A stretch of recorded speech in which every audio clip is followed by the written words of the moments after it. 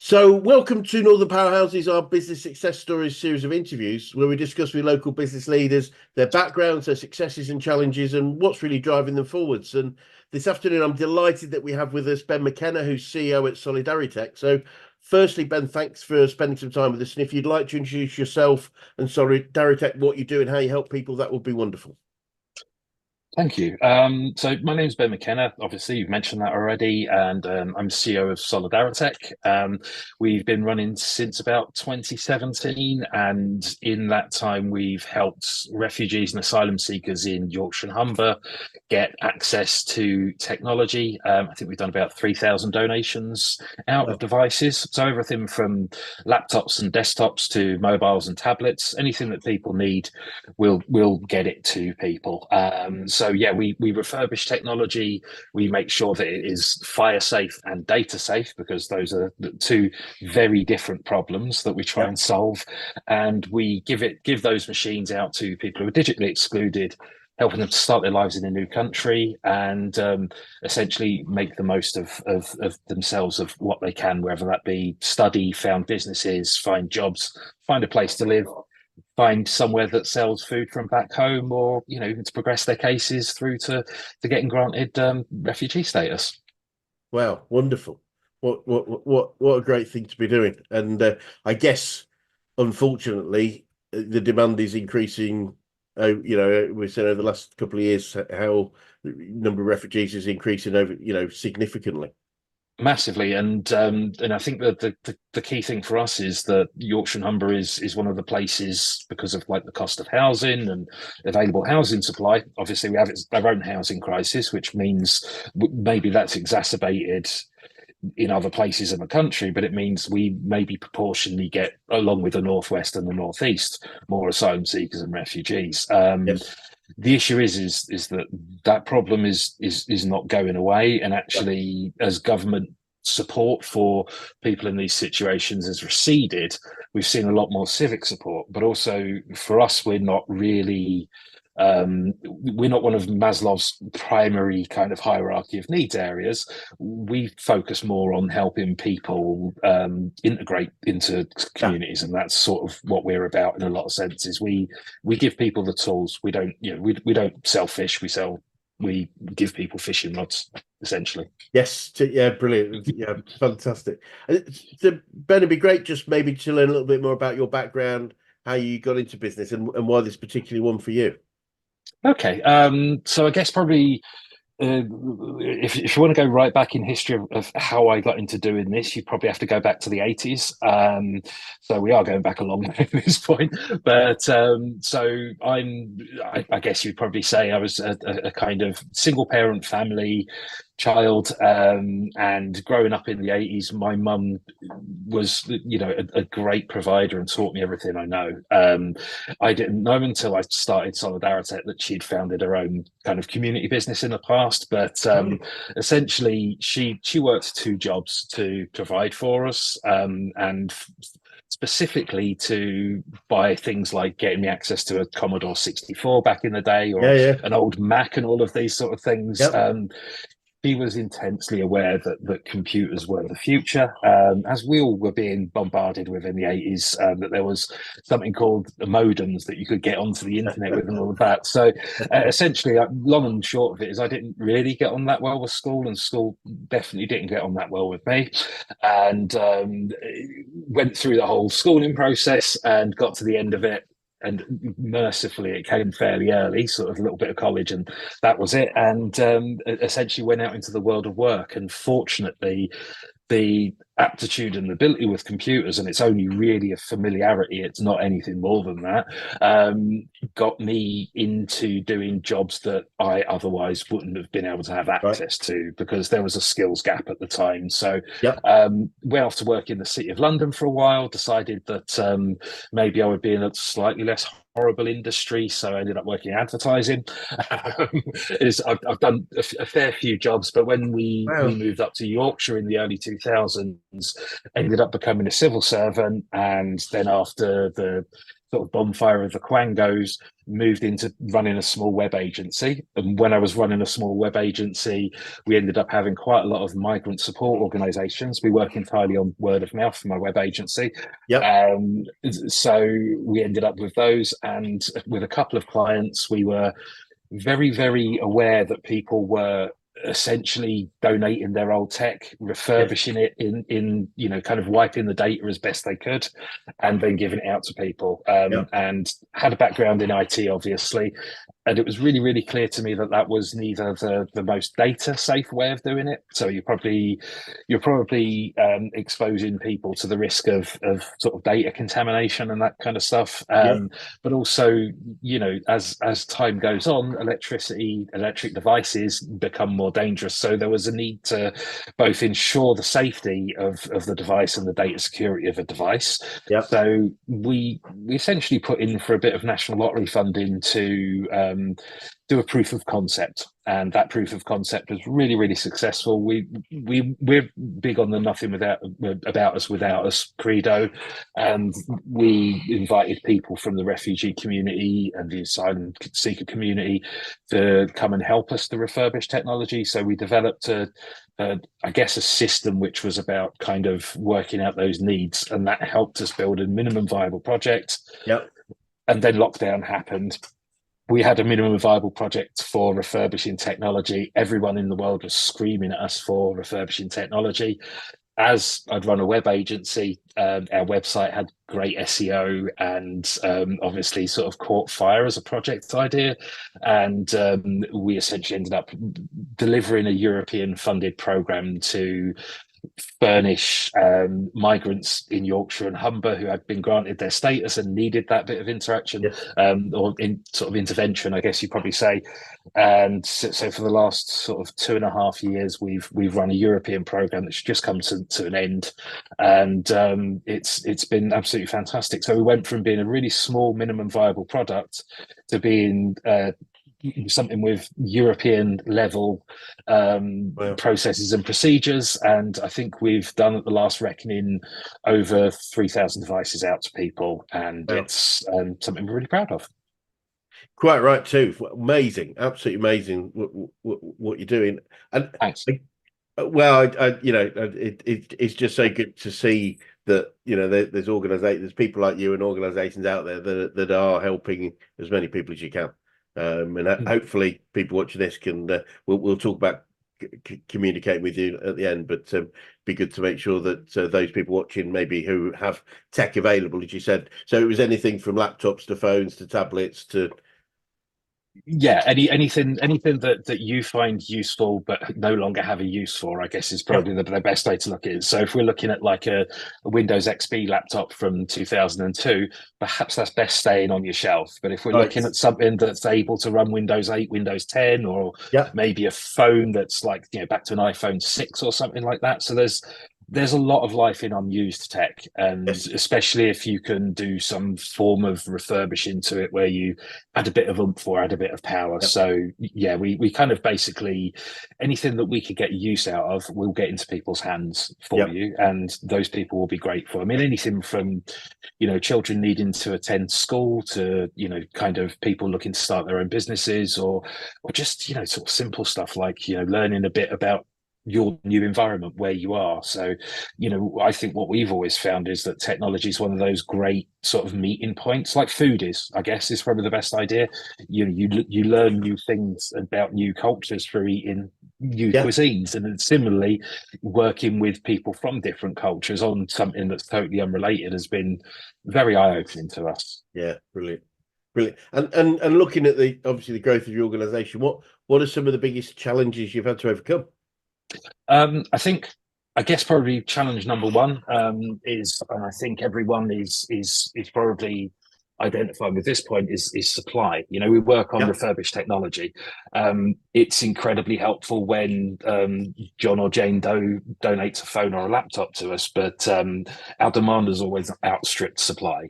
Small personal donations are incredibly helpful, but actually it's bigger organizations with tech to refurbish that we that we essentially run on. So, Yep. you know, I think Skipton Building Society have been wonderful to us. People like DLA Pipers have donated stuff to us.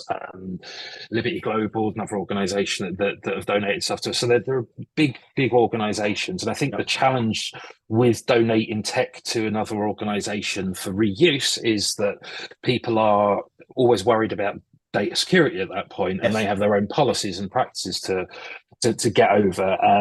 For us, we're ICO registered, Information Commissioner's Office, and all of that sort of stuff. We treat information the utmost important way of doing Yes. things, but people think that it's sometimes like, oh, it's very, very dangerous. But you know, you'll send your laptop into a shop to be refurbished or to be fixed or something like that, and it's essentially one of those situations. We essentially wipe stuff on receipt. So that's Yep. for us. We advise that people wipe stuff when they're donating to us, or a Yep. factory reset or something similar, and then we do a deep wipe at this side, and Yep.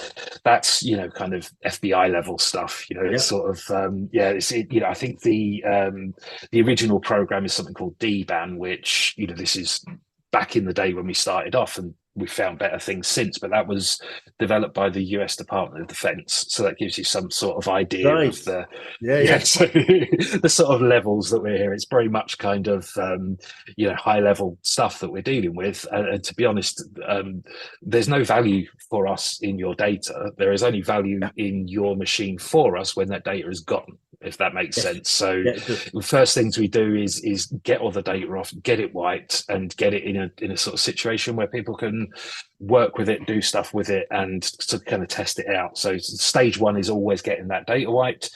And for us, that's as much of a promise to our beneficiaries down the line as it is to our donors at the start of that process. So yeah, for us, it's been always the challenge is the supply of machines, but I think, you know, big problem is the perception that people could do stuff with your data, which I think is only really realistic if you leave all of your data there and don't have a password on it. But also, I always find that being very clear about this sort of stuff gives people a bit more of a peace of mind. Yes, I would imagine that to be the case. It's just overcoming their fears and objections with a bit of evidence and fact and various things makes a lot of sense. And so, Absolutely. So as you've grown, what are some of the key things you've learned about growing a business, an organization like yours?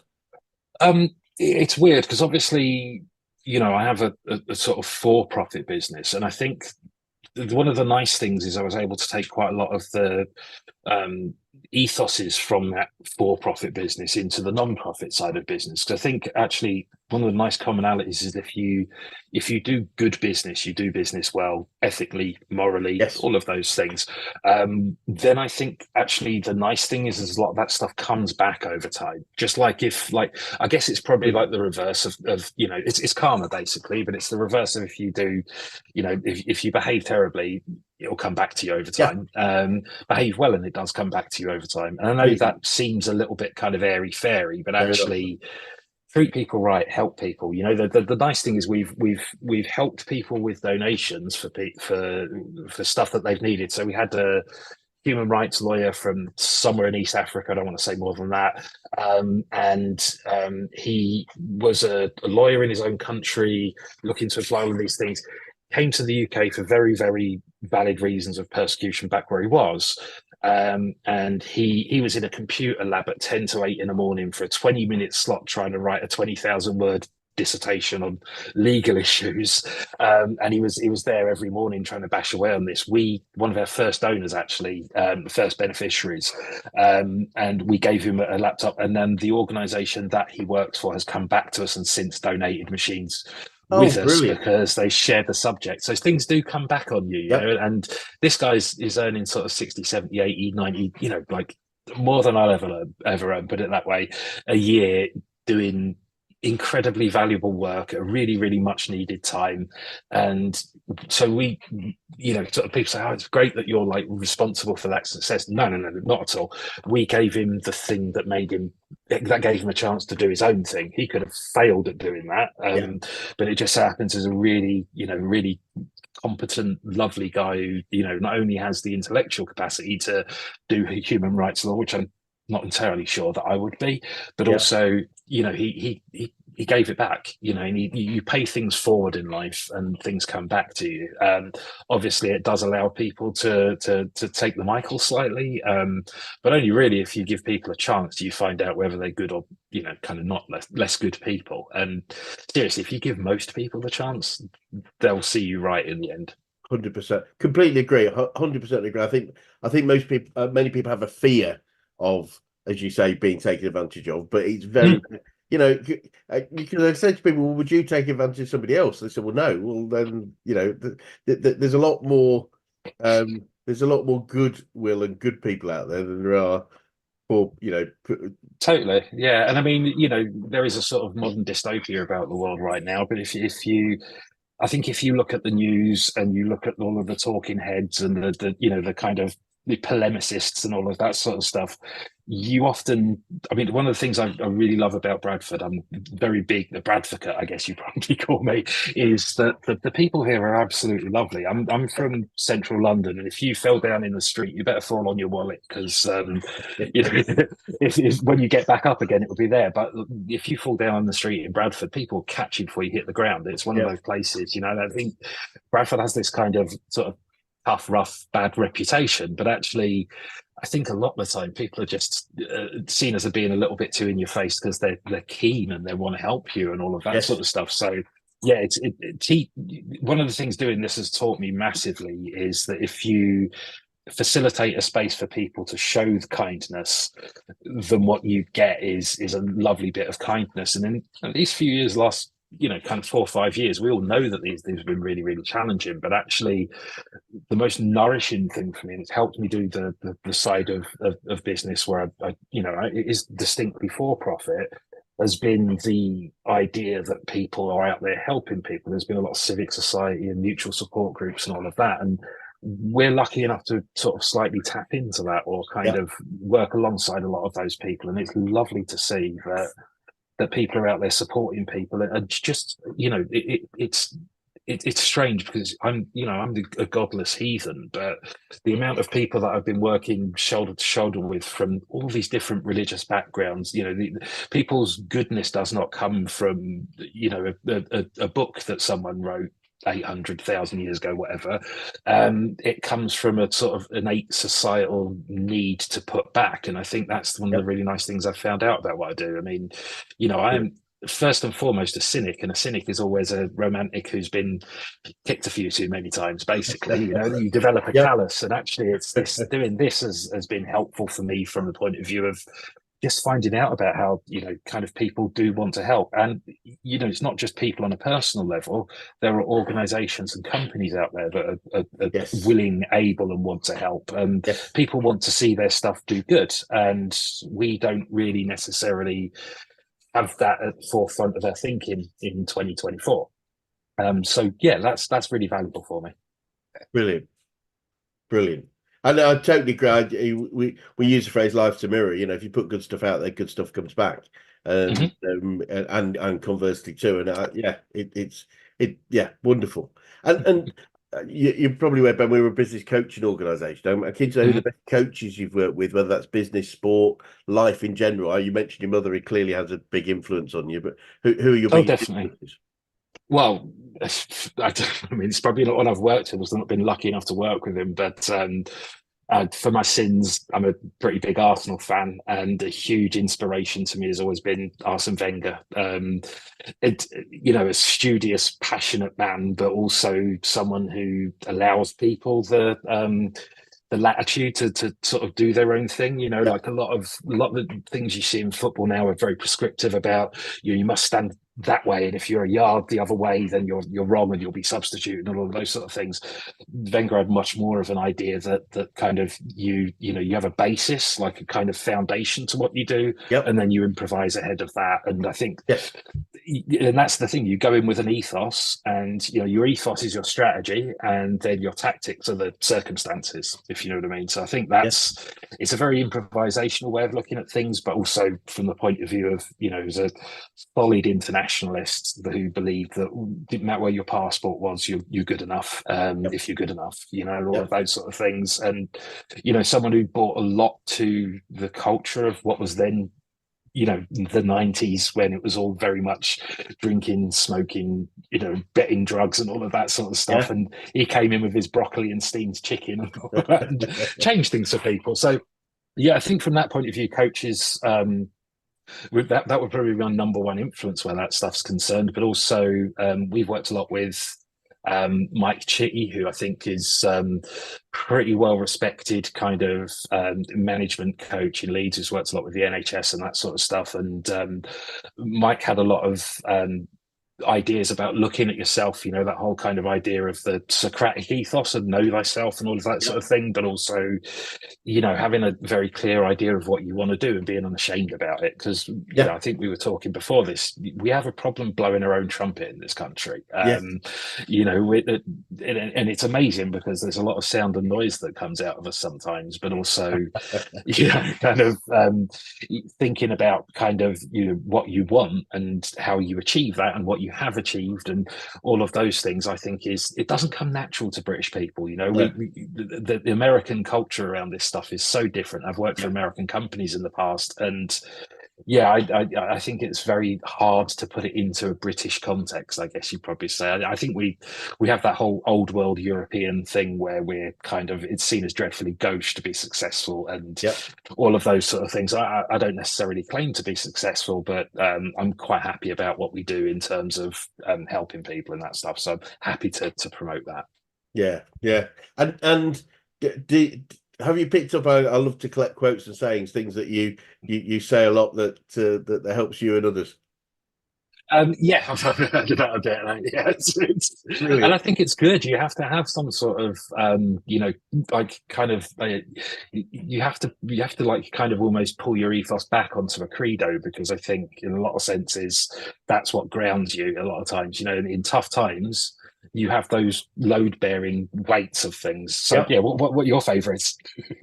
Oh, my favourites. Well, my two favourites, and I tell you, one is there's a Japanese proverb that says fall down 7 times but get up 8. I always say I must be 14 or 15 by now, but that's okay. And the other one is Henry Ford: whether you think you can or think you can't, you're right. I like it. Okay. That's a good way of looking at things. It's I mean, certainly the point being is if we think we can't, then we have already lost. And without being, I think you described yourself, I think it was an optimist. Sorry, it was a cynic, was a optimist who'd been kicked a few times. And sometimes it can feel uncomfortable being optimistic, but I think without optimism, success is very difficult. So they're my two. Any that come to mind for you? I think, well, at the risk of dating myself slightly and being quite a trite nerd, but I think probably the Yoda quote of try, do or do not do, there is no try. Do you know what I mean? It's like, stop prevaricating, kind of get on with it a little bit. I mean, I think in terms of a political sense, I think it was Aldous Huxley in Brave New World said that he's in here because I'm terrible at remembering quotes, but the first step of making everything fair is to equally share everything out. I think that's one of the keys. Everyone has to.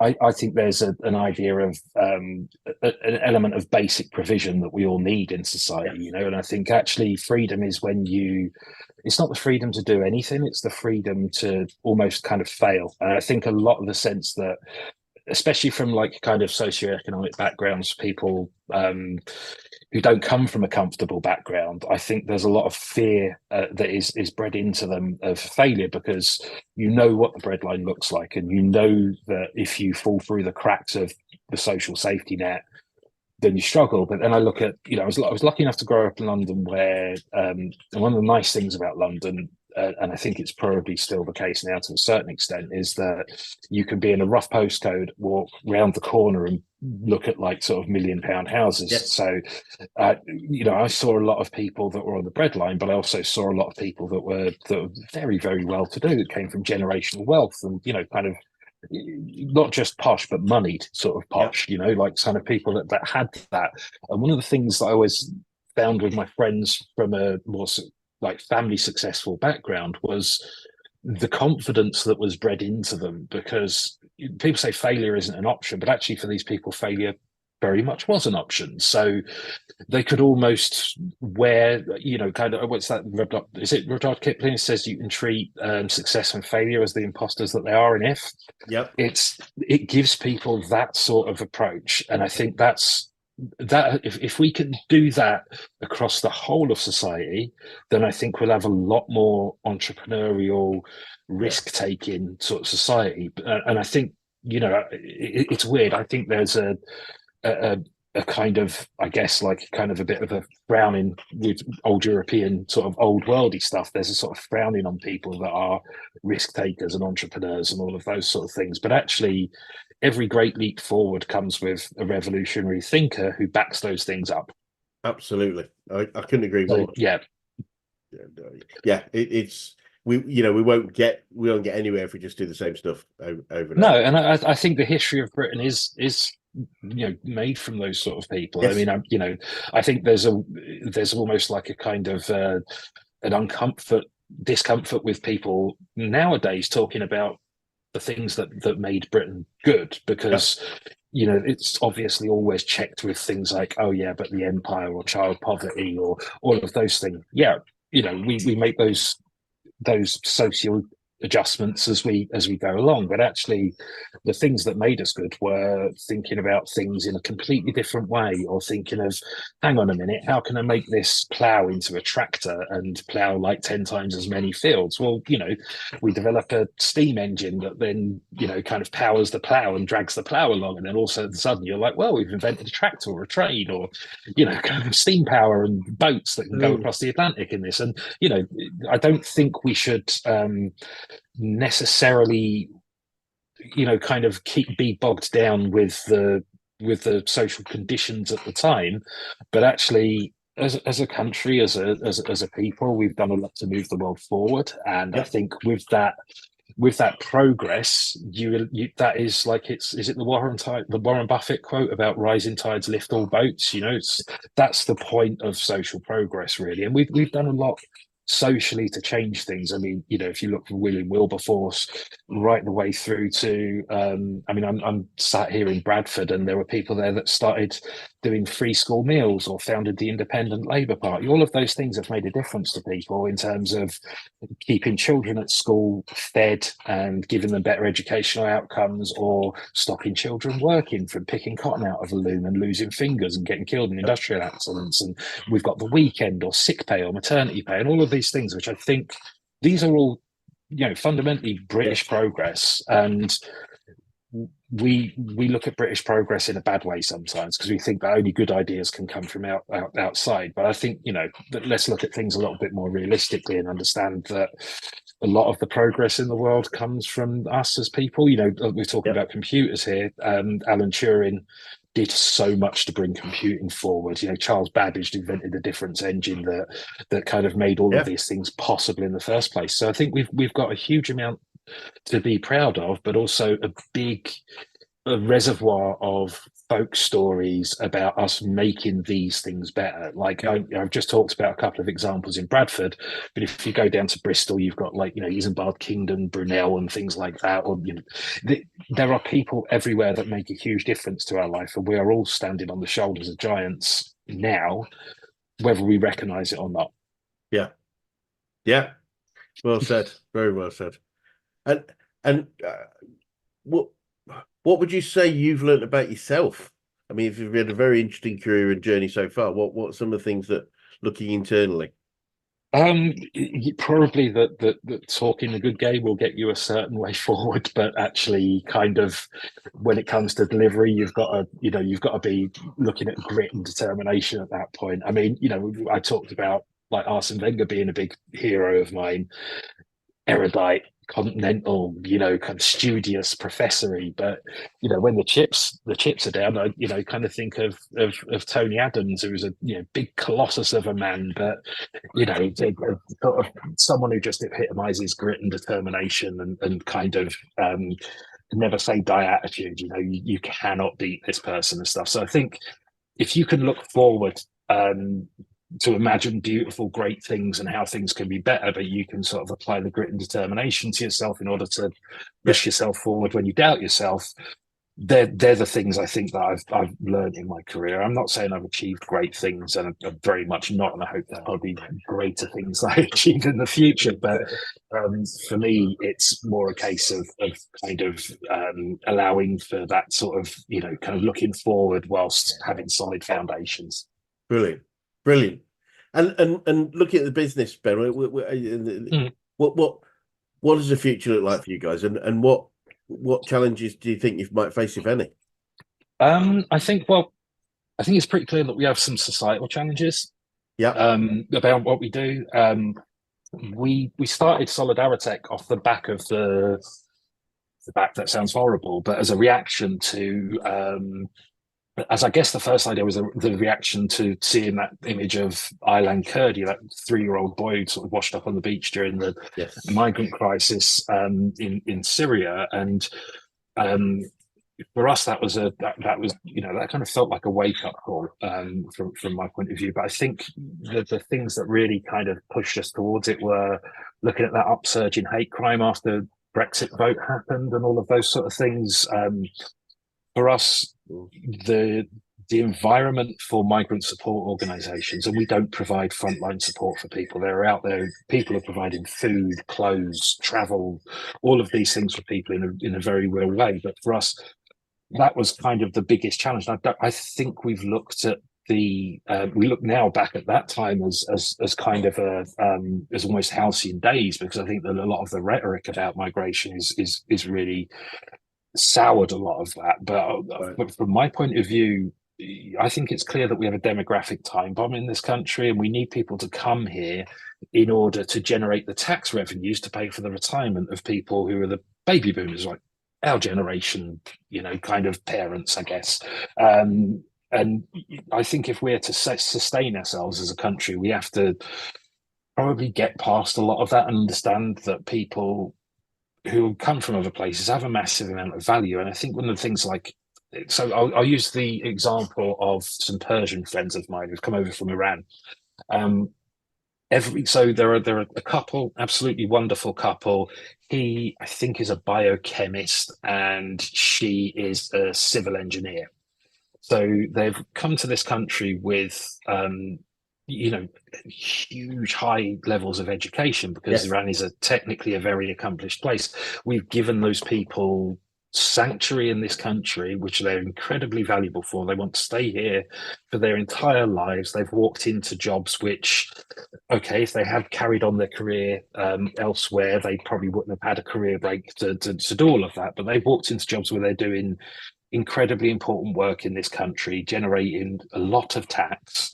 So in terms of the rhetoric around stuff, I think it maybe needs updating, because I think we need people in this country. We've always been a net importer of people, you know, since probably the sort of towards the end of the empire and stuff. We've always needed people in this country to do, not just to do the jobs that other people don't want to do, but the jobs that we don't necessarily have the skills to do. You know, we're not training enough nurses for reasons, so we need nurses from elsewhere. And that was, you know, so I'm of Irish extraction, if you can't tell, and there's always Irish nurses coming over to the UK to, you know, and you know, Irish road builders coming over to build like kind of railways and motorways and stuff. So I think the important thing is we look at our role as a net importer of people to this country and realize that these people are coming to contribute, and also they contribute in a million different ways. You know, our national dish is chicken tikka masala,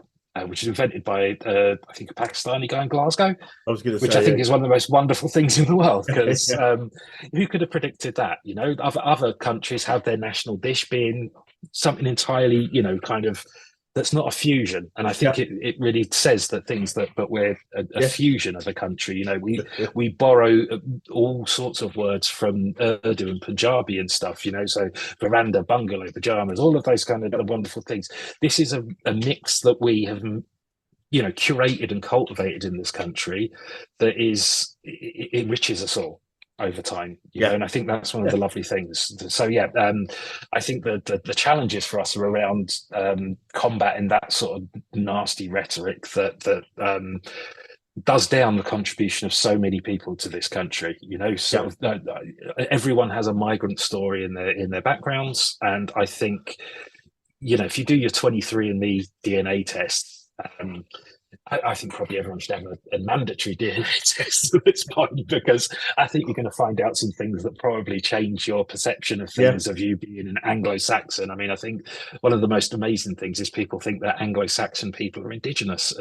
There is the Angles and the Saxons are both from Germany and Denmark. So, you know, it's kind of, we probably need to recognize that we're a beautiful big melting pot and embrace it a little bit more. And actually, I think division is incredibly unhelpful, and what's actually better is realizing that you know, finding out stuff about people and places and different cultures and religions and ethnicities and spices and tastes and, you know, textures and all of these wonderful things is actually what makes this country this country. You know, we're very much a modern Britain. You know, back in the time you have Shakespeare, but now, you know, probably the biggest cultural export of us over the last 50, 60 years was the Beatles. And the Beatles wouldn't have had access to those rock and roll records if sailors weren't bringing those rock and roll records over from Chicago blues and deep south stuff into Liverpool, which is a port city. So, you know, we are at our best when we're looking out and bringing stuff in. You know, we're a mercantile nation. We're, you know, we used to be able to go all over the world and bring stuff back and it not be a problem. And now people are finding that those things are suddenly a problem. And to me, I think that's what we do best. So yes, that's probably a long and short of it, is saying that I think that our big challenge is understanding that we're richer together and more, you know, if people are coming here, they've made the decision to come here, not to France or Spain or America or Germany. They're coming here, so we give them a welcome. Very, very wise words, and no, completely agree. Absolutely wonderful. But Ben, it's been really fascinating, actually. And inspiring in so many different ways. And for anyone watching that would like to get in touch with you or Solidaritech, what would be the best way to do that? Best way always to do it is our website, I guess, or social media is always a good way to find us. We're lucky enough to have a really individual name, so it's Solidaritech. So like solidarity, just put tech on the end of it. So solidaritech.com. I mean, we're always looking for donors or volunteers or people looking to help us, but I think the thing that we run on is technology. So if you're in an organization that is maybe doing an IT refresh soon or something like that, look at how you're getting rid of the stuff that you replace. And if you would like to replace it with us, give us a shout. We will ensure that all of your data is wiped in accordance with the highest standards, but also we will make sure that that goes into the hands of someone that needs it, someone that is digitally excluded. And we'll take phones, laptops, computers, or tablets. Any of those things, great monitors as well, are always really, really helpful for people. But for us, really, it's a case of getting the word out far and wide. You know, we're involved in a movement of people that are, you know, kind of working with technology to make social difference. And for us, our small part of it is that we try and help refugees and asylum seekers in Yorkshire and Humber. That's our constituency. People often say, why don't you help your own?